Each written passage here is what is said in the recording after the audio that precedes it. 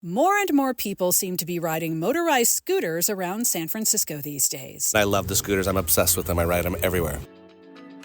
Welcome to Taken with Transportation, the San Francisco Municipal Transportation Agency's official podcast. I'm your host, Melissa Colross, and in this episode, we're talking about scooter safety. We begin in Dolores Park, where we're asking people what they think of those motorized scooters that can be seen all over the place.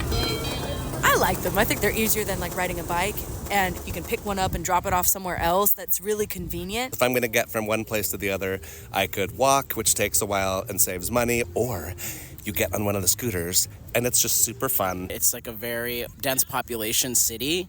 So to me, it's logical that there would be an increase in scooters and other forms of transportation is like how humans are adapting to, getting around the city. I see them around a lot, and sometimes they're kind of annoying because they're kind of in my way. Some people have their own scooters, but you can also rent them, and that's where the SFMTA comes in. We help make sure rented scooters are used properly and safely. We've left Dolores Park and now are discussing scooters with Kate Toran, director of the agency's Taxis, Access, and Mobility Services Division. We are chatting on Mission Street near South Van Ness and the SFMTA offices. And Toran tells us rental scooters hit the streets of San Francisco a few years ago and have been pretty popular. The heyday was before the pandemic, so there was a lot of trips happening in San Francisco before the pandemic. Of course, the pandemic hit and changed the world. And the trips are now starting to climb back up. So how do people rent these scooters? There are two scooter companies that they can use their scooters through the app. So you open your app for Lime or Spin in San Francisco, and then you reserve the device. You hop on, you use it safely, and then you close out the trip through the app. And what's our role? We make sure that the scooter companies provide safe devices. We have a lot of requirements that they provide data to the MTA so that we can track where the trips are happening, so we can track what's going on out on the streets. We have on-street enforcement, and we also track scooter sidewalk riding.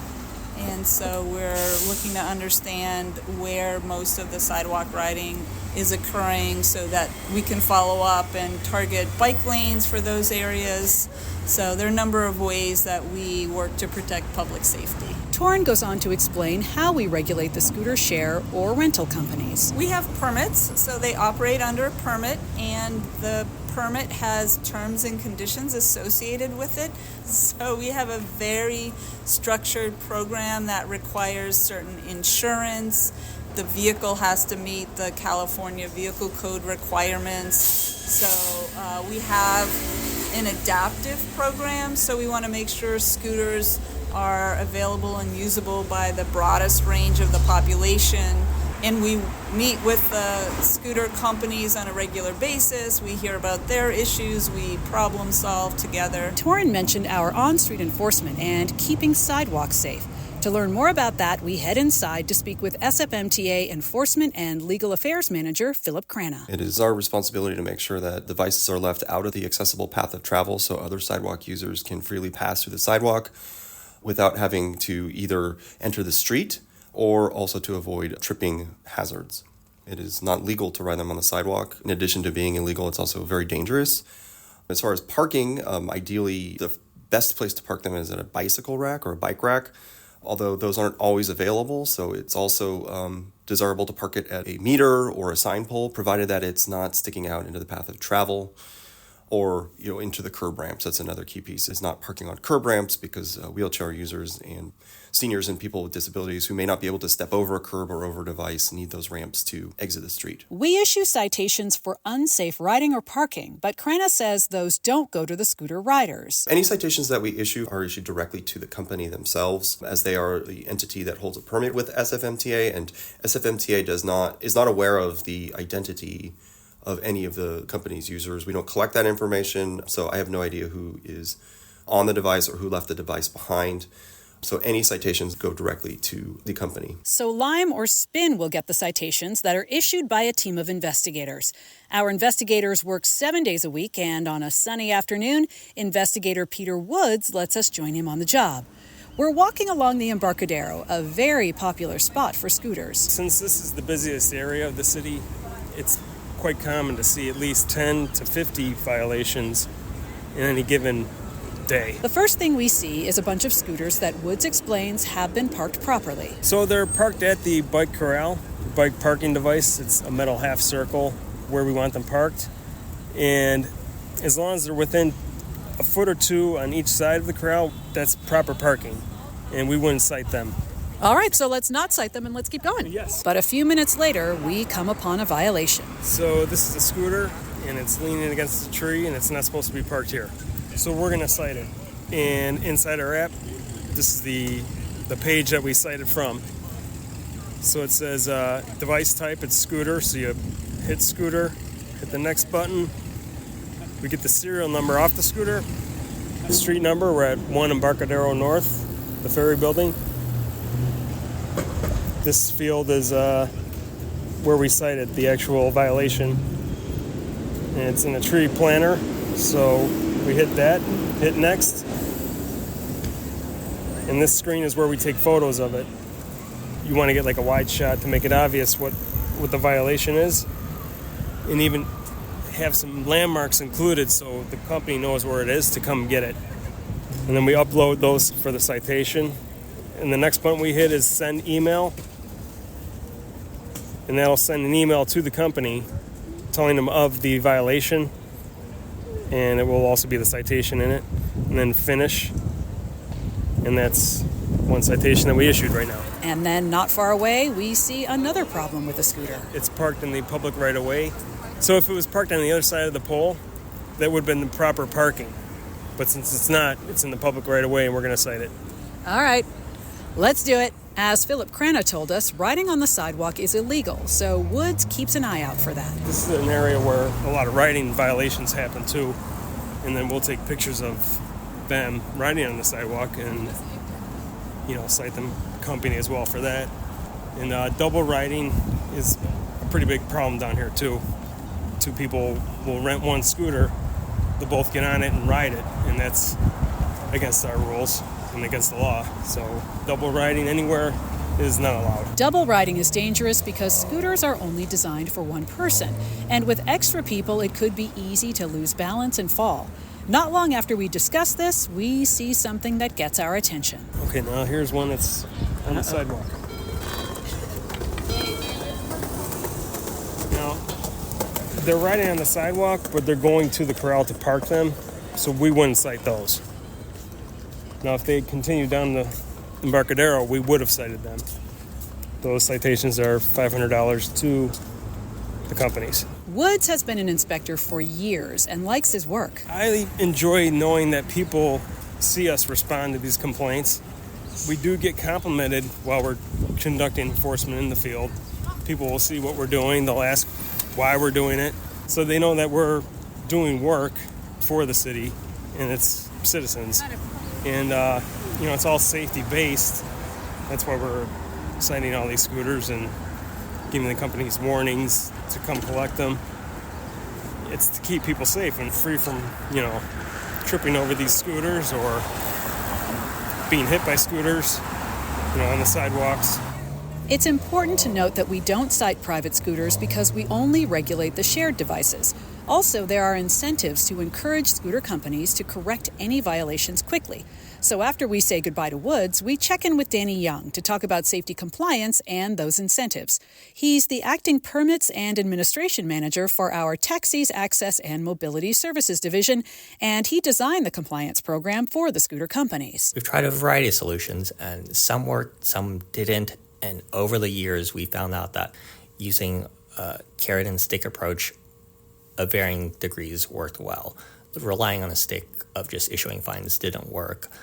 Going by a self-service solution where they report has not worked too well. If complaints get funneled through to them directly, they don't have to respond, or we don't know.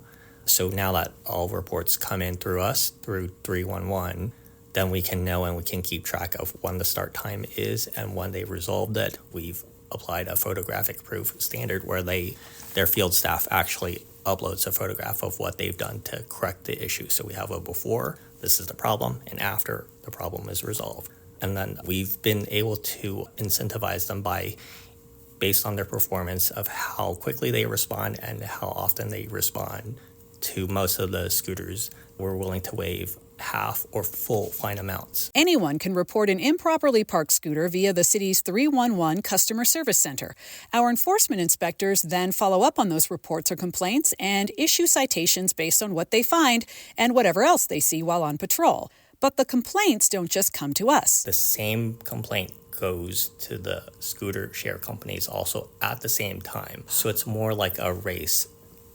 If they get there first or they respond that they have corrected it, then there's no need for our investigators to go out there to issue a citation. That saves staff time significantly that we can then focus on other more pressing issues. All of this compliance fine-tuning has had a significant effect on how long it takes for the scooter companies to correct violations and move improperly parked scooters. It's dramatically improved response times from over 6 hours average to now about 45 minutes average response time. That's a huge time savings.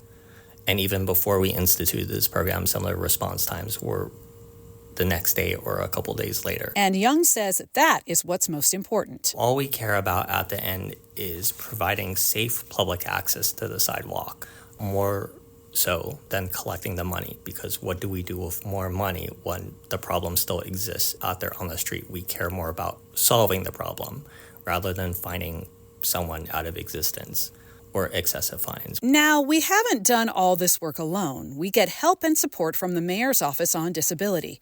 Deputy Director Debbie Kaplan tells us the office has worked with us on incorporating accessibility technical standards into the scooter safety program. Many of our people in the Mayor's Office on Disability are people with disabilities, and we have a lot of direct relationships with people with many different kinds of disabilities in the community who we hear from, especially when things are not going right. I mean, I use an electric wheelchair myself, and it's much better now. But for a while there, it just seemed out of control. And it's very frustrating to get halfway down the block, and you can't get through because there's scooters that haven't been parked properly and have just completely blocked your way. And so we bring that lived experience into planning and anticipating how things are really going to work in real life. Kaplan reiterates the point that keeping the sidewalks safe for everybody is what's important here. I mean, I totally understand that scooters give people a great deal of freedom, especially the fact that you can rent it and you don't have to worry about parking it somewhere. I mean, you can just drop it where you need to stop using it and hopefully park it where it needs to be parked, but then not worry about it. Everybody needs to have that same level of freedom.